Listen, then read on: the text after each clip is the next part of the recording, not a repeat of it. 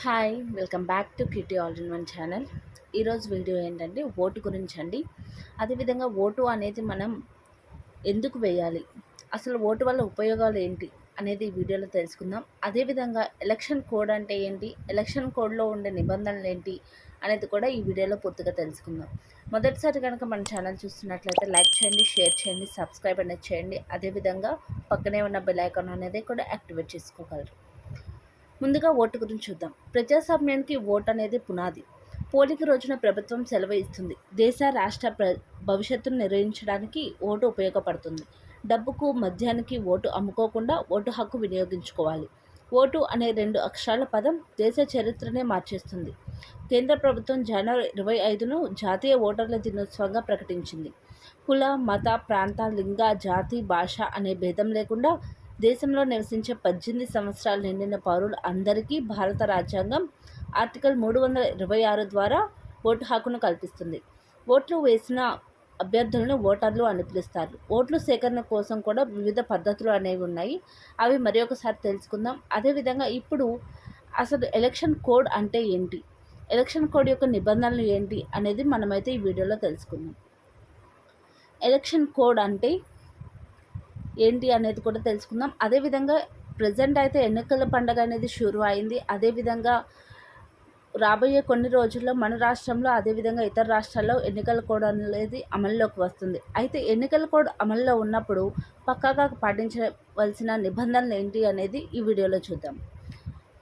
అదేవిధంగా ఈ యొక్క ఎన్నికలకు ముహూర్తం అనేది నెక్స్ట్ మంత్లో నిర్ణయించారు. ఈ మేరకు ఎన్నికల కమిషన్ అధికారికంగా షెడ్యూల్ కూడా విడుదల చేసింది. సో ఈ షెడ్యూల్ ప్రకారం ఎన్నికల కోడ్ అనేది త్వరలో అమల్లో ఉండనుంది. దీంతో రాష్ట్రంలో చాలా నిబంధనలు అమల్లోకి వస్తాయి. అంతా ఎప్పట్లా ఉండదు.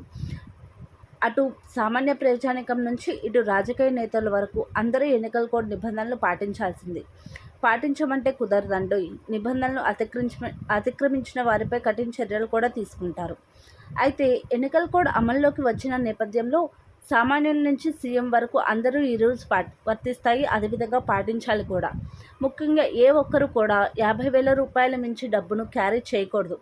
ఒకవేళ చేయాల్సి వస్తే ఖచ్చితంగా ఆ నగదుకు సంబంధించిన పత్రాలను సమర్పించాల్సి ఉంటుంది. ఇక మద్యం కూడా ఎక్కువ క్యారీ చేయడానికి వీల్లేదు. ఇవి సామాన్యులకు వర్తించే నిబంధనలు కాగా అటు ప్రభుత్వానికి రాజకీయ నాయకులకు కూడా నిబంధనలు వర్తించనున్నాయి. అవి ఏంటి అనేది ఇప్పుడు తెలుసుకుందాం. అదేవిధంగా ఎన్నికల కోడ్ అమలవుతున్న సమయంలో కేంద్ర రాష్ట్ర సర్కారులు ఎలాంటి అభివృద్ధి పనులు ప్రారంభాలు కానీ శంకుస్థాపనలు కానీ చేయడానికి వీల్లేదు. ప్రభుత్వం ఎలాంటి కొత్త పథకాలను కూడా ప్రకటించడానికి వీల్లేదు. సర్కారు తరపున ఏ పని చేయాలన్నా ఎన్నికల కోడ్ రూల్స్కు లోబడే చేయాల్సి ఉంటుంది. అంతేకాదు, ప్రభుత్వ పథకాలకు సంబంధించి ఇప్పటికే బస్టాండ్లు, రైల్వే స్టేషన్లతో పాటు ఎయిర్పోర్ట్లో ఏర్పాటు చేసిన ప్రకటనలను కూడా తొలగించాల్సిందే. కొత్తవి ఏర్పాటు చేయడానికి వీల్లేదు. సర్కారు పైసలతో టీవీలు, పేపర్లో కూడా ఎలాంటి ప్రకటనలు ఇవ్వడానికి కూడా వీల్లేదు. రాష్ట్రంలో అధికారంలో ఉన్నది ఏ ప్రభుత్వం అయినా ఇక నుంచి ఓ రాజకీయ పార్టీగానే పరిగణలోకి వస్తుంది. దీంతో ప్రభుత్వ అధికారులు నామమాత్రంగానే అవుతాయి. ఉద్యోగాలు ఇవ్వడం, ఉన్న ఉద్యోగాలపై ప్రమోషన్లు ఇవ్వడం లాంటివి కూడా చేయకూడదు. మరోవైపు ఎన్నికల కోసం నిర్వహించే ప్రచారానికి ప్రభుత్వ ధనాన్ని ఎట్టి పరిస్థితుల్లో ఖర్చు పెట్టకూడదు. మంత్రులు కూడా తమ అధికారిక హోదాలో పర్యటన చేయడానికి వీల్లేదు. అంటే ప్రచార కార్యక్రమాల్లో భాగంగా వారికి ప్రభుత్వం తరపున కేటాయించిన వాహనాలు, భవనాలు ఉపయోగించకూడదన్నమాట. అలాగే ప్రచార సమయాల్లో పాటించవలసిన రూల్స్ గురించి కూడా తెలుసుకుందాం. రాష్ట్రం మొత్తంలో ఎక్కడైనా ఉదయం 10 గంటల నుంచి సాయంత్రం 6 గంటల వరకే అభ్యర్థులు ప్రచారం చేయవలసి ఉంటుంది. కాగా ఎన్నికల ప్రచారం సమయంలో రాజకీయ పార్టీలకు చెందిన అభ్యర్థులు, నాయకులు ఎవరైనా మసీదు, చర్చి, ఆలయాల వంటి మతపరమైన ప్రదేశాల్లో ప్రచార కార్యక్రమాలు నిర్వహించకూడదు. అభ్యర్థులు తమ ప్రత్యర్థులపై విమర్శలు కానీ ఆరోపణలు కానీ చేసే సమయంలో వ్యక్తిగత జీవితం పైన, కుటుంబం పైన ఎలాంటి కామెంట్స్ చేయకూడదు. మతపరమైన విద్వేషాలు రెచ్చగొట్టే స్పీచ్లు పూర్తిగా నిషేధం. ఇక ఎన్నికల మీటింగులకు పెట్టే స్థలాలు, హ్యాలీప్యాడ్లు, గవర్నమెంట్ గెస్ట్ హౌస్లు వంటి వాటిని అభ్యర్థులు సమానంగా పంచుకోవాల్సి ఉంటుంది. మరోవైపు పార్టీకి చెందిన బ్యానర్లు, జెండాలు, ఫ్లెక్సీలు, హోర్డింగ్లు పెట్టే ముందు అవి పెట్టే స్థలం కానీ ఇంటి యజమాని అనుమతి తీసుకోవాల్సి ఉంటుంది.